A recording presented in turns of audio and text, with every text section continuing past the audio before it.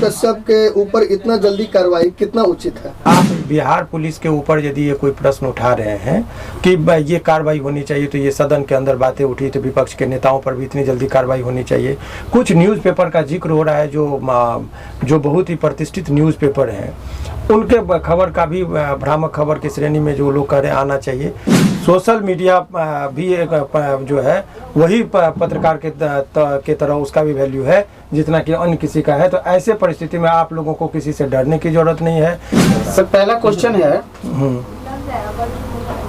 इस केस के बहाने सर जो सोशल यूट्यूबर हैं, जो सोशल मीडिया पे इन्फ्लुएंस जिनका ज़्यादा है, और जो लोग इस तरह के बात को उठाते हैं, वो लोग जो गलत चीज़ों को फैलाते हैं, उसमें कार्रवाई होनी चाहिए, हम सहमत हैं सर। लेकिन जो लोग इस तरीके से काम कर रहे हैं और दो पैसा उनको यूट्यूब से आ रहा है सर, कहीं कहीं बेरोजगारी के इस दौर में अगर वो काम कर रहे हैं तो सर किनको प्रॉब्लम है? क्या ये सोशल मीडिया पे लगाम लगाने की कवायद तो नहीं है सर? देखिए, सबसे पहले हम ये बताएंगे कि जितने भी सोशल मीडिया का इस्तेमाल करते हुए डिजिटल मीडिया के तौर पर काम कर रहे हैं, उन लोगों के लिए एक जो डर का और भय का माहौल है उसमें बहुत ज़्यादा घबराने की ज़रूरत नहीं है अभी फ़िलहाल। कि हिंदुस्तान का जो कॉन्स्टिट्यूशन है उसने इतनी शक्ति दी है लोगों को कि right to speech and expression को मौलिक अधिकार के अंतर्गत रखा गया है, और मौलिक अधिकार का हनन होगा तो डायरेक्ट उसमें माननीय हाई कोर्ट और सुप्रीम कोर्ट को पावर है कि वो संज्ञान लेंगे। तो ये जो एक आप लोगों के अंदर भी एक दहशत का माहौल बहुत सारे लोगों के बीच में फैलाया जा रहा है, तो डरने की जरूरत नहीं है। आप जितनी बेबाकी से अपनी बातों को रखते थे उसी तरीके से रखिए। सोशल मीडिया भी एक जो है वही पत्रकार के तरह उसका भी वैल्यू है जितना कि अन्य किसी का है। तो ऐसे परिस्थिति में आप लोगों को किसी से डरने की जरूरत नहीं है, घबराने की जरूरत नहीं है। बिहार पुलिस का जो अभी कार्रवाई है उनका यही कहना है कि आप कोई भी खबर चलाइए तो उस खबर के साथ साथ जो एक वेरिफिकेशन होता है, पुष्टि कर लीजिए उस बात की, तब चलाइए। लेकिन ये तो उनका आप लोगों से उन्होंने अपील भी किया है मुख्यालय से, तो ये इस यहाँ तक में बात में कोई ये गड़बड़ी नहीं है कि आप लोगों का दायित्व बनता है जब कैमरा लेके जाते हैं और आपको लाखों करोड़ों लोग आप लोगों के माध्यम से देखते हैं और जानते हैं खबर को, तो इतनी तो नैतिक जिम्मेदारी बनती ही है कि आप कोई भी खबर यदि चलाते हैं हम लोग तो उस चीज़ का पुष्टि हो जाना चाहिए, खबर सत्य होना चाहिए और स्टेटमेंट मीडिया का काम होना चाहिए कि केवल माने आप न पक्ष न विपक्ष, बिल्कुल तरह से निष्पक्षता के साथ आप लोगों को खबर चलानी चाहिए, तभी जाके इसकी साख बचेगी। सर एक और प्रश्न है, प्रश्न ये है कि सर मनीष कश्यप या कोई भी चैनल इस खबर को चलाया उस पर पुलिस बेहिचक कार्रवाई करे, और पुलिस कर भी रही है सर, बहुत अच्छा काम है सर। लेकिन मेरा प्रश्न ये भी है सर कि इस तरह के भ्रामक खबर फैलाने वाले, चाहे वो इंडिविजुअल हो, राजनेता हो या कोई और भी मीडिया हाउस, मैं नाम ना कहते हुए प्रिंट मीडिया हो या नेशनल चैनल हो, वो लोग भी अगर इस खबर को पहले अगर फैलाए हैं तो क्या उन पे कार्रवाई नहीं होनी चाहिए सर? देखिए, ये बहुत ही अच्छा प्रश्न है आपका। ये चूंकि आम जनताओं का भी ये बीच में एक जो बातें चल रही है, तो देखिए एक चीज़ आप लोगों ने पूछा, हालांकि हमारा जुरिडिक्शन किसी के मैं प्रवक्ता के तौर पर नहीं हो, लीगल पॉइंट पर आप मुझे बताएंगे तो मैं बताऊंगा कि क्या चीज़ हो सकता है। लेकिन आपने कहा, लेकिन दूसरी बात है कि एक जुरिस्प्रूडेंस का एक सिद्धांत है कि न्याय केवल होना नहीं चाहिए, न्याय होते दिखना भी चाहिए। तो ऐसे परिस्थिति में आप बिहार पुलिस के ऊपर यदि ये कोई प्रश्न उठा रहे हैं कि ये कार्रवाई होनी चाहिए, तो ये सदन के अंदर बातें उठी तो विपक्ष के नेताओं पर भी इतनी जल्दी कार्रवाई होनी चाहिए। कुछ न्यूज़पेपर का जिक्र हो रहा है जो बहुत ही प्रतिष्ठित न्यूज़पेपर हैं, उनके खबर का भी भ्रामक खबर की श्रेणी में जो लोग कह रहे हैं आना चाहिए। तो उनके तरफ भी यदि कोई कार्रवाई हो रही है तो उस कार्रवाई को भी लोगों के बीच में यदि बिहार पुलिस को देखना चाहिए कि हम किसी एक व्यक्ति पर पक्षपाती होकर कार्रवाई नहीं कर रहे हैं, हम सभी लोगों को सामान्य रूप से देख रहे हैं। और 26 न्यूज़ चैनलों का जो अलग अलग URL का जो जिक्र किया जा रहा है, तो यहाँ से एक कहीं अफवाह न फैल जाए। तो ऐसे परिस्थिति में भी बिहार पुलिस को नज़र रखनी चाहिए कि भाई कहीं अराजकता की स्थिति ना आ जाए। देखिए 1857 ईस्वी का विद्रोह जो होता है एक अफवाह पर आधारित था, गाय और सुअर की चर्बी की बात कही गई थी और ब्रिटिश हुकूमत हिल गई थी। तो अफवाह यदि है तो अफवाह को फैलने नहीं देना, ये भी जो है शासन और प्रशासन का काम है। तो एक अफवाह को आपने दबाने के लिए दूसरा अफवाह भी आ रहा है बाहर कि कुछ खास व्यक्ति को टारगेट करके ये कार्रवाई की जा रही है। तो ये जो अफवाह है उसको या लोगों में भ्रम न जाए, इसके लिए भी स्पष्टता से बिहार पुलिस को सारी चीज़ों को दिखानी चाहिए। ये उनके लिए भी और राजहित के लिए भी जरूरी है। सर एक सवाल है, मनीष कश्यप के ऊपर इतना जल्दी कार्रवाई कितना उचित है? देखिए, अब ये जो आप लोगों ने बात कहा, उचित और अनुचित का फैसला माननीय न्यायालय में होता है, लेकिन प्रक्रियात्मक जो बातें कही गई है, सामान्यतः यदि किसी व्यक्ति के ऊपर यदि कुर्की जब्ती का मामला होता है तो उससे पहले FIR होने के बाद अनुसंधान के दौरान पुलिस क्या करती है, सामान्यतः वारंट लेती है। पहले तो 41A का नोटिस दिया गया।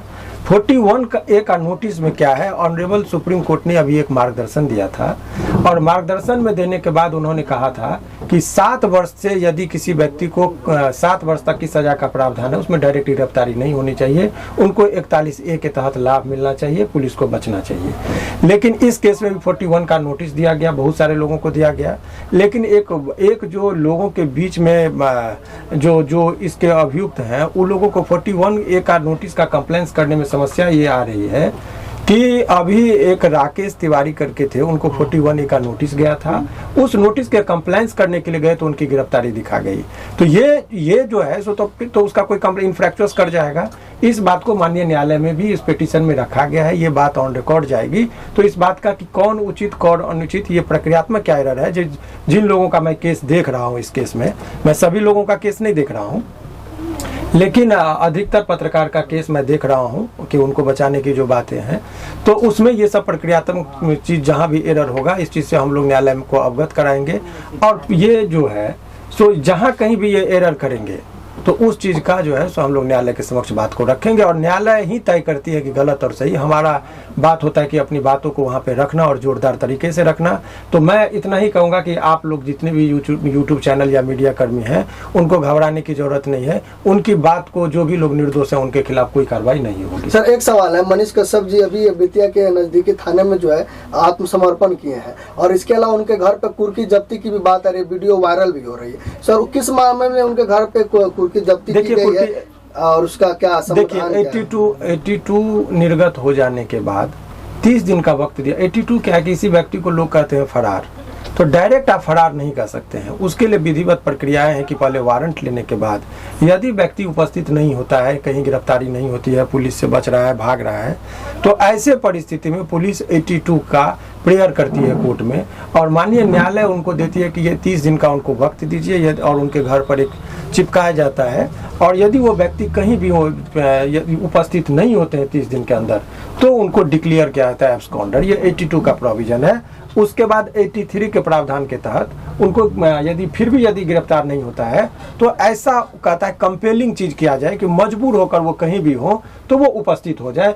ऐसे परिस्थिति में वो जो आप लोग देखते हैं कि कुर्की जब्ती करना, बुलडोजर का जो आजकल नया पैटर्न चला है, घर तोड़ना इत्यादि, तो ऐसे परिस्थिति में डायरेक्ट इसमें 82 का जो प्रावधान है, चूंकि बहुत हीनियस क्राइम का आप लोग को बता दें, जितना है तौबा मचाया जा रहा है, जितना डर और भय का माहौल बनाया जा रहा है, वो कुछ है नहीं।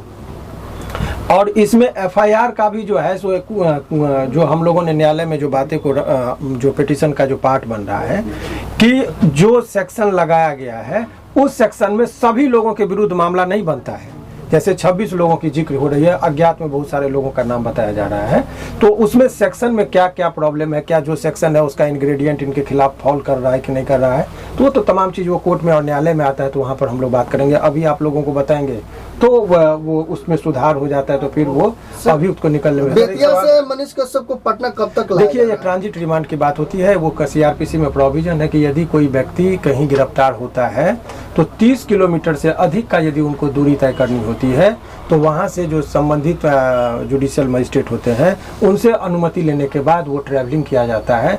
तो ऐसे परिस्थिति में जो है सो उनको यहाँ पर लाने से पहले वहाँ से अनुमति ली जाएगी, और उस अनुमति के बाद यहाँ पर माननीय पटना न्यायालय में जो है वहाँ पर उनको लाया जाएगा, और इसके बाद जुडिशियल कस्टडी में देने की बात होगी तो उनको भेजा जाएगा। एक सवाल और है, पत्रकारिता की आड़ में, मतलब पत्रकारिता और सिंपैथी की आड़ में अगर आप सरकार को धमकी देते हैं तो वो कहाँ तक सही है? देखिए, ये तो फिर प्रवक्ता वाली बात हो गई, लेकिन ये बात एक चीज जो प्रश्न आया है इसमें, चूंकि आप लोगों ने कह दिया तो मैंने शुरुआत से कहा है कि इसमें सरकार की शक्ति का जो उन्होंने उपयोग किया, और वो टारगेट देखिए गृह मंत्रालय जो है, जनरली गृह मंत्रालय जो है अभी माननीय मुख्यमंत्री जी के पास है।